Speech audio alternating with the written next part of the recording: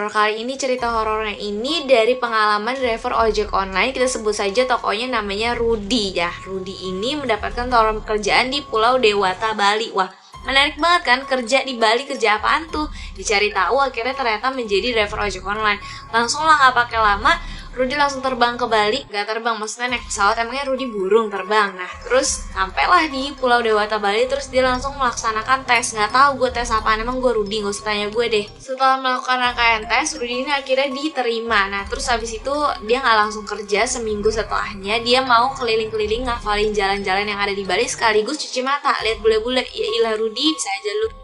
Akhirnya setelah sudah seminggu dia lumayan hafal sama jalan di sana, yaudah akhirnya dia mulai kerja nih. Seminggu pertama masih aman damai aja nih. Penumpangnya biasanya adalah mahasiswa-mahasiswa yang pengen diantar ke univ daerah situ, sampai dimana dia mendapatkan pesanan makanan nih, orderan makanan yang cukup banyak. Langsunglah diantar ke tujuannya. Anehnya tujuannya nih, alamat rumah yang dituju oleh Rudy adalah alamat rumah kosong. Tanpa berpikir panjang, Rudy langsung putar balik dan balik ke kosannya untuk ngasih makanan-makanan yang udah keburu dia beli ke teman-teman kosannya, karena kayak ya takut kenapa-napa juga, udahlah nggak usah dipikirin. Setelah kejadian itu Rudy sempat off beberapa hari, kerjaannya cuma main game di kosan aja. Terus kayak mungkin dia udah merasa, wah uang aku udah tidak ada nih, jadi kayak yuk kerja lagi yuk gitu, cari cuan.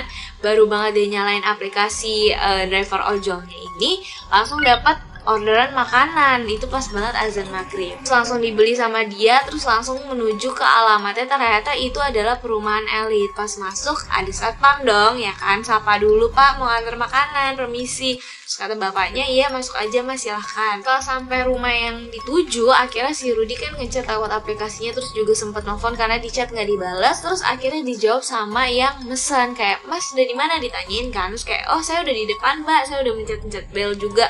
Terus kata si yang belinya kayak, oh ya sebentar saya turun ya. Dalam masa itu keluar wanita berumur 20-an, dia pakai kaos lengan pendek sama hot pants, terus ngasih uang ke Rudy. Terus kayak dalam hati Rudy, wah gede banget. Apanya? Nominal uangnya. Akhirnya dia bilang, loh mbak ini uangnya nggak ada kembalian. Oh ya udah sebentar saya masuk lagi ke dalam untuk ngambil uang pas ya, kata si mbak Cici ini.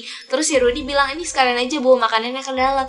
Nah udah ditunggu, masuk kan 15 menitan kok nggak keluar-keluar. Akhirnya si Rudy manggil-manggil, Mbak Cici gitu-gitu. Pas lagi sesi memanggil-manggil itu, tiba-tiba Rudy dikagetkan sama tepukan di pundaknya. Ternyata udah security-nya yang nanya, mas ngapain manggil-manggil ke dalam sana? Terus Rudy bilang, iya pak ini lagi nunggu si Mbak Cici ini ngambil uang, soalnya dia pesan makanan tadi. Terus langsung ditarik sama security-nya, coba sini dulu deh mas. Terus kenapa pak? Masnya nggak tahu itu tuh rumah udah kosong, pemilik rumahnya udah meninggal dan keluarganya udah pindah setahun yang lalu. Gak percaya nih si Rudy batu kan, dia bilang, kok masa iya sih pak, orang tadi itu ada mbak-mbaknya kok keluar, dia ngasih uang nominalnya itu gede, jadi saya minta uang pas, makanya masuk lagi ke dalam. Terus si security-nya senyum terus sambil bilang, coba masnya lihat nengok lagi ke belakang, emang iya ada orang yang tinggal di rumah kayak gitu? Pas Rudy nengok belakang, itu rumah suasananya emang pas dia datang itu kayak rumah biasa aja, kayak emang selayaknya rumah yang ada di Uni. Terus habis itu Rudy langsung lemes dan kayak kosong. Enggak dong, itu iklan Ramayana nih. Karena Rudy masih shock gitu kan, karena dia bertanya-tanya, terus siapa pak tadi yang masuk ke dalam rumah itu? Saya ngobrol sama siapa, saya ngasih makanan itu ke siapa? Security-nya mungkin mengetahui kali ya kalau si Rudy ini masih shock berat, jadi ayo mas udah ikut dulu aja ke pos security. Diceritain lah bahwa Rudy ini bukanlah driver ojek pertama kali yang dikerjain sama penunggu